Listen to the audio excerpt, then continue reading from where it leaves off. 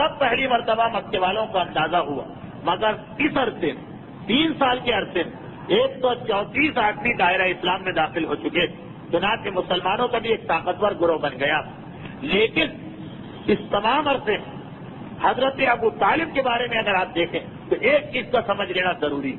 کہ حضرت ابو طالب کو پروردگار عالم کی جانب سے یہ ذمہ داری ملی کہ وہ پیغمبر اسلام کا تحفظ کرے۔ باقی جو مسلمان ہیں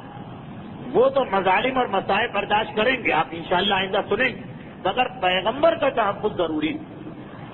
چھوٹے چھوٹے حملے پیغمبر پر ہوئے، کبھی اونٹ کی اوجھڑی لا کے رکھ دی، کبھی پیغمبر پہ بچوں نے پتھراؤ کر دیا، کبھی کسی نامعلوم شخص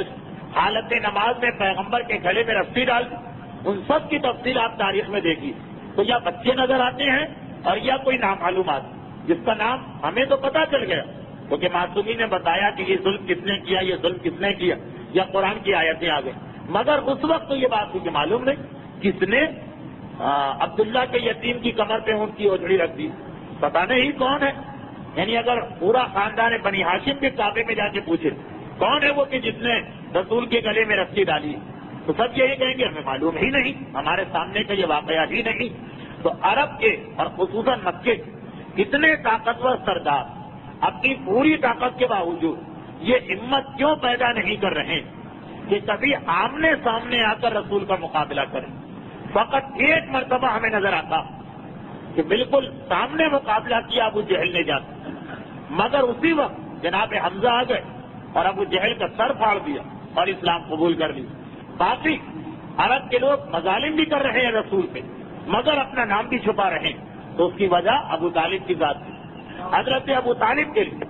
اس وقت اپنے ایمان کو ظاہر کرنے کا حکم نہیں تھا، اور ان کے لیے یہی حکم تھا کہ تمہیں دین ابراہیمی پہ چلنا۔ الفاظ دیگر اسلام جب تک کہ مکے میں رہا اس وقت تک کلمہ لا الہ الا اللہ آ تو گیا،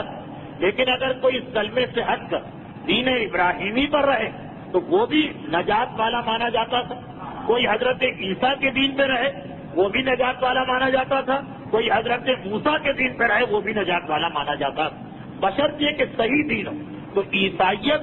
یہودیت، دین ابراہیمی یہ 10 سال تک اسلام کے ساتھ ساتھ چلے کہ چاہے اسلام کو قبول کرو چاہے ان کو، مگر ایک فرق کے ساتھ وہ یہ کہ یہ جو اجازت تھی یہ ان لوگوں کو تھی کہ جو پہلے سے ان دین میں سے کسی دین پر ہے، لیکن اگر کوئی نیا آدمی اللہ کے دین میں داخل ہونا چاہتا تو اس پر واجب تھا کہ وہ اسلام میں داخل ہو۔ کوئی نیا آدمی دین ابراہیمی میں نہیں جا سکتا، دین عیسائیت میں نہیں جا سکتا۔ ہاں جو پرانے چلے آ رہے ہیں ان کو اجازت کہ تم ان دینوں پر رہ سکتے ہو، تو تمہارا وہی مقام ہوگا جو ایک مسلمان کا مقام۔ حضرت ابو طالب کو بھی یہ اجازت ملی، یعنی تقیہ تو تھا مگر ایسا نہیں کہ اپنے آپ کو وہ ظاہر کریں کہ میں گمراہ ہوں معاذ اللہ، نہیں، میں دین ابراہیمی پر ہوں۔ اور مکے کی زندگی تک چاروں مذاہب کو بالکل برابر مقام تھا، بس ایک فرق کے ساتھ کہ نئے آدمی کو اجازت نہیں ہے لیکن پرانے آدمیوں کو اجازت ہے۔ تو حضرت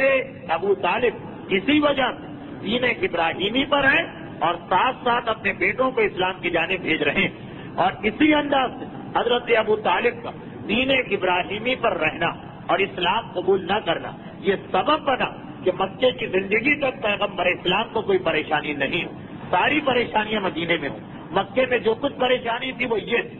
کہ یہ آواز پھیلنے نہیں دی جا رہی ہے، ماننے والوں پہ ظلم ہو رہے ہیں، مگر ذات رسالت کو خطرہ نہ تھا، اسی لیے پورے مکے کی زندگی دیکھ لیجیے، پوری مکے کی زندگی پیغمبر اسلام کے لیے کبھی اس انتظام کی ضرورت نہ پڑی کہ کوئی پہرے دار رکھا جاتا سوائے شیب ابی طالب کے 3 سال کی۔ اور مدینے میں آپ آج بھی جائیے، آج بھی تو آپ کو مدینے کی مسجد میں باقاعدہ ایک ستون نظر آئے گا جس کا نام ہے ستون حارث، یعنی یہ وہ جگہ جہاں پوری مدینے کی زندگی ایک محافظ بیٹھتا تھا رات کو رسول کی حفاظت کے لیے کہ کوئی رات کو رسول پہ حملہ کر کے رسول کو شہید نہ کر دے۔ مکے کے اندر نہ خانہ خدا میں آپ کو ایسا کوئی مقام نظر آئے گا، نہ محلہ بنی ہاشم میں، سوائے شیب ابی طالب کے 3 سالوں سے پیغمبر کی اس قسم کی حفاظت کی ضرورت پیش نہ آئی ابو طالب کی وجہ سے۔ اور مدینے میں جہاں رسول حاکم مطلق ہیں، جہاں حکومت ہے وہاں پہ پہلے دن ہی سے اس کی ضرورت پیش آ گئی. یہ سبب ہے کہ ابو طالب کو اسلام کا کلمہ پڑھنے سے